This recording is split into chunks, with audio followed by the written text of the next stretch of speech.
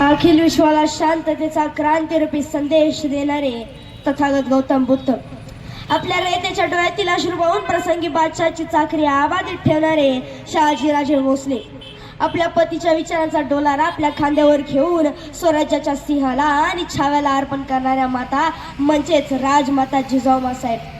जिजाऊमासाहेबांच्या विचारांवर, मावळ्यांच्या बळावर, गनिमी योजनेवर आणि 18 पगड जातीतील मावळ्यांच्या ताकदीवर स्वराज्य निर्माण करणारा राजा म्हणजे छत्रपती शिवाजी महाराज, ज्यांचं जीवन चरित्रात सांगतं की आम्ही चुकूनही मुंगीच्या वाटेला जात नाही, पण कोणी आमच्या वाटेवर आलं तर त्याच्या वाटेवर जाऊन त्याची वाट लावल्याशिवाय आणि आमच्या वाटेवर परतत नाही, हा आमचा इतिहास आहे दर्शवून देणारे छत्रपती संभाजी महाराज.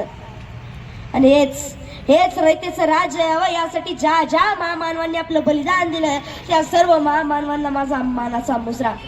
पण या छत्रपती शिवाजी महाराजांनी पूर्ण स्वराज्य हे स्वतःच्या ताकदीवर निर्माण नाही केलं. स्वराज्य निर्माण झालं तेव्हा जे गड कोट किल्ले आणि त्यांच्या धैर्य धुरंधर मावळ्यांमधून, आणि असाच एक धैर्य धुरंधर मावळा जर का समजून घ्यायचं असेल तर बघावं लागेल जेव्हा स्वराज्यावर दोन्ही बाजूंनी संकट येत होतं, एकीकडून आदिलशाही मुघल आणि दुसरीकडून पोर्तुगीज, इंग्रज, डच या सगळ्यांनी स्वराज्यामध्ये धुमाकूळ घातला होता. काय करावं, कोणासोबत करावं, कोणासोबत हात मिळवणी करावी छत्रपती शिवाजी महाराजांना कळेना. आणि तेवढ्यात त्या औरंगजेब आणि आदिलशाहीने मिळून 60,000च्या फौजेसोबत शाहिस्तेखानाला आणि 40,000च्या फौजेसोबत सिद्दीचोरला कर्नूलच्या मार्गे स्वराज्यावर आक्रमण करण्यासाठी पाठवलं. सिद्दीचोर येतोय आपली 40,000ची फौज घेऊन कर्नूलच्या मार्गे स्वराज्याच्या लढीचा घोट घेण्यासाठी. पण जशी बातमी जिजाऊसाहेबांना कळाली तसं त्यांनी शिवाला बोलावणं ठरलं. शिवा स्वराज्यावर फार मोठं संकट आहे. आपल्याला जर का आपल्या आया बाया लेकरांची आबरू वाचवायची असेल तर आपल्याला यांचं काहीतरी करावंच लागेल. शिवा हे स्वराज्यात घुसले तर स्वराज्याची उपासमार होईल. शिवा आपल्याला काहीतरी करावंच लागेल. तसं छत्रपती शिवाजी महाराजांनी योजना आखली आणि योजना आखली तर त्याच्यामध्ये स्वतःकडे मोजकं मावळ्याचं सैन्य घेऊन ते पोहोचल्या कोल्हापूरमध्ये. औसाहेब, आम्ही मोजकं मावळचं सैन्य घेऊन कोल्हापूरमध्ये त्या सिद्धीला तिथंच आड दऱ्यांमध्ये दऱ्याखोऱ्यात फिरवत ठेवतो आणि तोपर्यंत तुम्ही इथून रायगडावरून पुण्याचं शाहिस्तेखानापासून संरक्षण करा. मग काय, ही योजना आखण्यात आली आणि छत्रपती शिवाजी महाराज आपलं मोजकं सैन्य घेऊन त्या कोल्हापूरमध्ये पोहोचले. आणि आता सिद्धीचोर स्वराज्यात घुसला आणि आता तुंबळ युद्ध होणार की तेवढे छत्रपती शिवाजी महाराजांनी युद्धाची आयडिया ड्रॉप केली आणि त्या सिद्धीला नुसतं पळवत ठेवलं. भर उन्हाळ्यात हवेत धुळीचे लोट उसळू लागले, सगळीकडे धुमाकूळ. शिवाजी कुठे, शिवाजी कुठे, शिवाजी कुठे, अखेर गया काय शिवाजी. आणि असं छत्रपती शिवाजी महाराज त्याला आड दऱ्या खोऱ्यात चिखलातून दगड धोंड्यातून फिरवत ठेवतच होते. तेवढ्यात छत्रपती शिवाजी महाराजांची नजर पडली ती म्हणजे मिरज प्रांतावर. आणि छत्रपती शिवाजी महाराजांची नजर ज्याच्यावर पण पडते ते त्यांचं होतं. नजर सुरतवर पडली तर सुरत शिवाजी महाराजांची पळ झाली. आणि आता नजर पडली ती म्हणजे मिरज प्रांतावर नजर पडली आणि लुटला पूर्ण मिरज प्रांत लुटला. सगळं सोनं नाणं चांदी हे मोती सगळं स्वराज्यात जप्त केलं. आणि तिथं सिद्धीचोरला पत्र येतंय, हमने तुमको इतनी सारी फौज दी, इतना सारा दारू गोला दिया, मग तू तिथं करतोयस काय माशा मारत बसलायस? अरे तुम वहां पे क्या कर रहे हो? वो शिवाजी पूरा मिराज प्रांत लूट चुका है, आखिर तुम कर क्या रहे हो? जाओ और उस शिवाजी को पकड़ के हमारे सामने लाओ. ते सिद्धीला कळायचंच बंद झालं. तेव्हा त्याला बातमी कळाली की छत्रपती शिवाजी महाराज एवढं सगळं सोनं नाणं चांदी हिरे मोती घेऊन पन्हाळ्यावर आश्रय घेतलाय. त्या स्थितीला वाटलं तोफाचा बडीमार करीत अख्खा पन्हाळा खाली पाडील आणि त्या पन्हाळ्यामधून छत्रपती शिवाजी महाराजांना उचलून माझ्या हुजुराच्या दरबारामध्ये पेश करील. पण असं त्याला फक्त वाटत होतं, कारण जसा सिद्धीचोर तिथं पोहोचला तर त्याला दिसला तो धिप्पाड छातीचा पन्हाळगड. त्या पन्हाळगडामध्ये जिथं वाऱ्यालाही प्रवेश करता येत नाही तिथे त्या सिद्धीची काय अवकात, तिथे त्याच्या सैन्याची काय किंमत. त्यांनी तोफांचा भडीमार केला पण पन्हाळगडाचा एक वीटही खाली पडेना. शेवटी त्याला कळलं की आपण मावळ्यात घुसून त्या राजांना मारू शकत नाही, आपल्याला वेगळं काहीतरी आयडिया करावीच लागेल, योजना आखावीच लागेल. तेव्हा त्या सिद्धी जोरनी पन्हाळ्याला वेढा टाकला. आता 1 महिना झाला, 2 महिने झाले, 3 महिने झाले, 4 महिने झाले, तब्बल 4 महिन्यानंतर सुद्धा वेढा चालूच. आणि एवढ्या भर उन्हाळ्यात त्या सिद्धीला प्रसाद म्हणून देवानी पूर्ण आकाशामध्ये काळे काळे ढग जमले. त्या ढगांमध्ये विजांचा कडकडाट होऊ लागला. त्या विजांच्या कडकडाटामध्ये सुद्धा त्या सिद्धीला हर हर महादेवच्या घोषणा ऐकू देऊ लागल्या. त्याच गोष्टासोबत मुसळधार पाऊस झाला. मोठ्या पावसाच्या सऱ्या कोसळू लागल्या. त्या सिद्धीच्या सैन्याचा एक पाय चिखलात आणि एक पाय पाण्यात. त्याला काही कळेच ना. इथं छत्रपती शिवाजी महाराजांना वाटलं की या पावसामुळं तो वेळा कमी होईल, वेळा ढिल्ला पडेल आणि मग त्याच्यानंतर आपण आरामात बाहेर निघू. पण छत्रपती शिवाजी महाराज विचार करत होते अगदी त्याच्या उलटच घडत होतं. जिथं सिद्धी जोरचा वेळा ढिल्ला व्हायला पाहिजे होता तिथं त्यांनी तो अजूनच कडक केला. आणि आता त्या वेळात रुस्तुम जमान, बडे खान, पिडनाई खान आणि स्वतः त्या अफजल खानाचा पोरगा फाजल खान, सिद्धी मसूद आणि तो स्वतः सिद्धी जोर वेढा देण्यासाठी उभा होता. पाण्याचा थेंब जरी खाली आला तरी त्याला 10 तलवारी संशयाच्या नजरेने पाहायच्या. शिवाजी महाराजांचं हेर तर नाही ना. एवढी दहशत बसवली होती माझ्या राजांनी त्या मुघलांमध्ये. एखादी मुंगी काली याची हिंमत करे ना. नेमकं काय करावं. तेवढ्या छत्रपती शिवाजी महाराजांना योजना आली की जे आपण जर काय सिद्धीचं दुर्लक्ष केलं, याचं जर काय लक्ष दुसऱ्या ठिकाणी वेधून घेतलं तर आपण नक्कीच या वेळातून बाहेर पडू शकतो. आणि याच कल्पनेच्या वादळामध्ये त्यांना एक उत्तर दिसलं. आणि ते उत्तर म्हणजे छत्रपती शिवाजी महाराजांसारख्या उभे दिसणारे शिवा काशीद. छत्रपती शिवाजी महाराजांनी शिवा काशीदला बोलावं धाडलं आणि म्हणाले, शिवा मला या तुझ्यासारख्या मावळ्याची गरज आहे. आणि असं शब्द उद्गारतात छत्रपती शिवाजी महाराज मागे वळाले आणि दिसले तेव्हा शिवा काशीद म्हणजे उभे छत्रपती शिवाजी महाराजांसारखे दिसत होते. स्वतःची प्रतिभा आरशात पाहतोय असं वाटत होतं. छत्रपती शिवाजी महाराजांनी शिवा काशीदच्या खांद्यावर हात ठेवला आणि म्हणाले, शिवा या स्वराज्यावर फार मोठे गंभीर संकट आहे. या सिद्धीला आपल्याला मात द्यावीच लागेल. आणि हे वाक्य ऐकताच शिवा काशीद कडाडला. त्याला छत्रपती शिवाजी महाराजांच्या मनात चाललेला काऊर कळलं आणि कडाडला. शिवा राज तुम्ही नुसतं त्या स्थितीला बोलावलं दाडा. स्वतः छत्रपती शिवाजी महाराज भेटायला येत आहेत म्हणून राज तुम्ही नाही ओळखलं त्या सिद्धीच्या बापाचा बाप मला ओळखणार नाही. महाराज तुम्ही नुसतं त्या स्थितीला बोलावलं दाडा. छत्रपती शिवाजी महाराजांनी शिवा काशीदला विचारलं, शिवा तुला कस काय डाव की मी तुला तळाची बोलणी करण्यासाठीच पाठवणार आहे. राज एवढं दिस राहिलं तुमच्या राज तुमच्या काजाचं ठोकं काय म्हणतंय ना ते सुद्धा कळतंय आम्हासनी. राज नुसतं तुमच्यासारखं दिसून पण शिवाजी महाराज होत नसतंय. शिवाजी महाराज होण्यासाठी त्यांच्यासारखी चाणक्य बुद्धी लागते, त्यांच्यासारखा गनिमी कावा लागतो. हे ऐकतात छत्रपती शिवाजी महाराजांच्या डोळ्याच्या कडा ओल्या झाल्या आणि त्यांनी छत्रपती शिवाजी महाराजांनी त्या सिद्धी जोरला बोलावून पत्र धाडलं. स्वयं छत्रपती शिवाजी महाराज तळाची बोलणी करण्यासाठी येत आहेत म्हणून त्या सिद्धीच्या मनात पण आनंदाच्या उकळ्याच फुटू लागल्या. एकदाचा शिवाजी ताब्यात आला की माझ्या आयुष्यातली सर्वात मोठी मोहीम फते होईल. त्याला वाटलं छत्रपती शिवाजी महाराज स्वतः आपल्यासोबत तळाची बोलणी करण्यासाठी येत आहे. पण त्याला काय ठाऊक की त्याच तळाच्या बोलणीच्या त्याच रात्रीच्या दिवशी त्याच सोमवारच्या 10च्या सुमारास जिथं गडावर तळाची बोलणी करण्यासाठी एक पालखी असायला पाहिजे होती तिथे एक नव्हे 2 पालख्या होत्या. जिथं रात किडे किर करत होते. या अंधारामध्ये सुद्धा चंद्र लख्ख उजेड पडत होता. आणि त्याच प्रकाशात एक छत्रपती शिवाजी महाराजांची पालखी 600 बांधलाचं सैन्य घेऊन विशाल गडाच्या मार्गे जाणार आणि दुसरी स्वराज्याचे प्रति शिवाजी असणारे शिवा काशीदची पालखी मलकापूरच्या दिशेने मोजकसं मावळं घेऊन मोजकसं सैन्य घेऊन जाणार. जणू काय त्या सिद्धीला कळालंच पाहिजे तुमच्या छावणीच्या पुढून जातोय बघा. आणि योजना ठरली. छत्रपती शिवाजी महाराज आपल्या वाटेने निघाले आणि तर शिवा काशीद आपलं सैन्य घेऊन निघालेच आणि तिथं निघणार आणि आता त्या सिद्धीच्या छावणीच्या समोर जाणार. एवढ्यात सिद्धी मसूदच्या पहारेकरांना चुलूक लागली आणि त्यांनी पालखीचा वेग वाढवला. 8 दऱ्यातून दगड, चिखलातून दगड, दोंड्यातून मार्ग काढत पालखीने आपला वेग वाढवला. पण तरी सुद्धा ती पालखी त्या सिद्धी मसूदनी पकडली आणि त्या सिद्धी मसूदनी शिवा काशीदला त्या सिद्धी चोर समोर हजर केलं.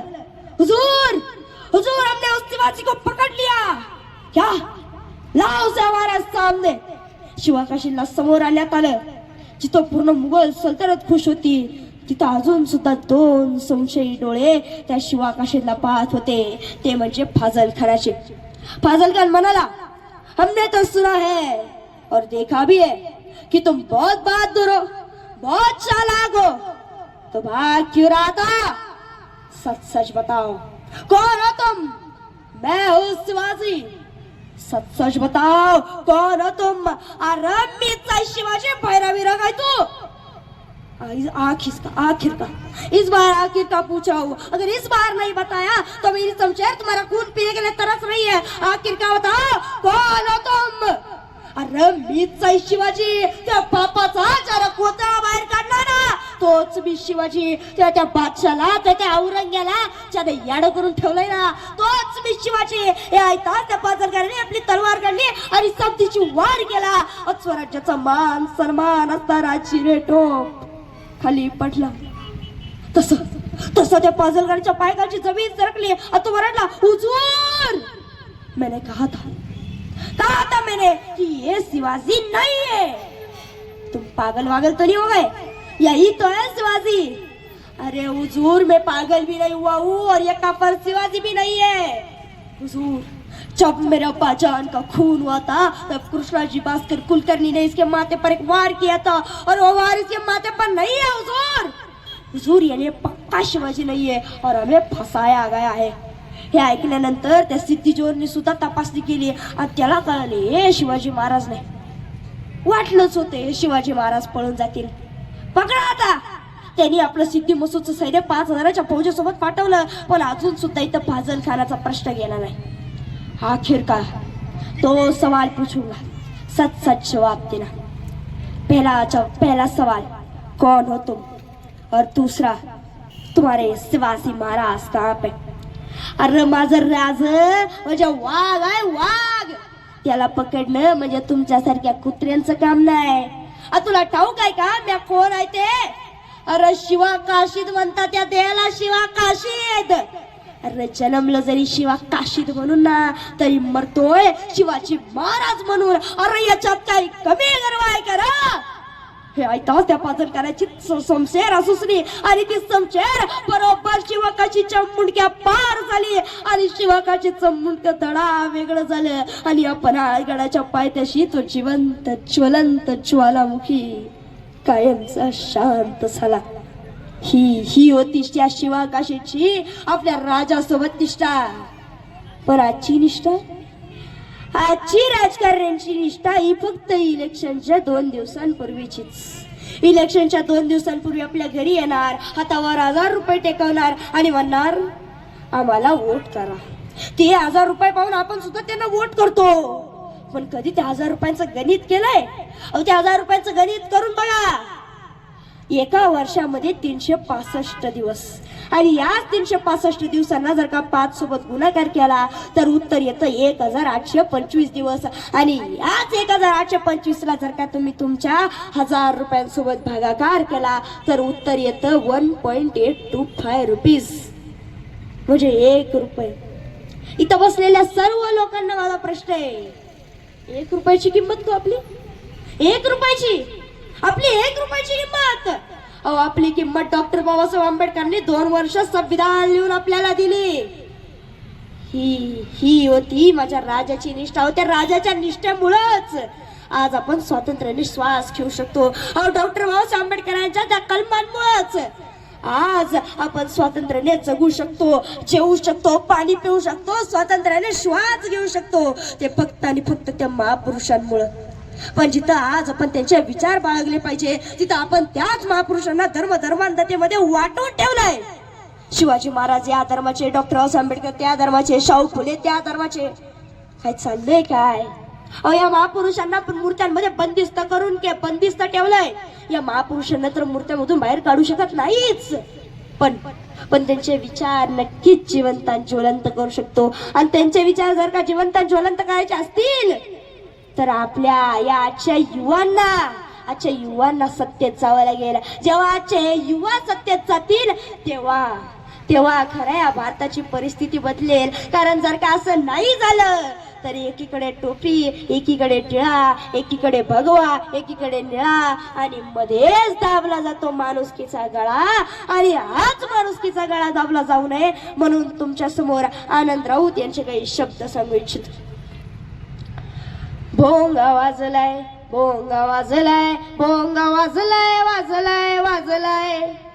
नेता गाजलाय, नेता गाजलाय, नेता गाजलाय, गाजलाय गाजलाय. पोटा पाण्याची सोडून काम म्हणा जय जय जय श्रीराम.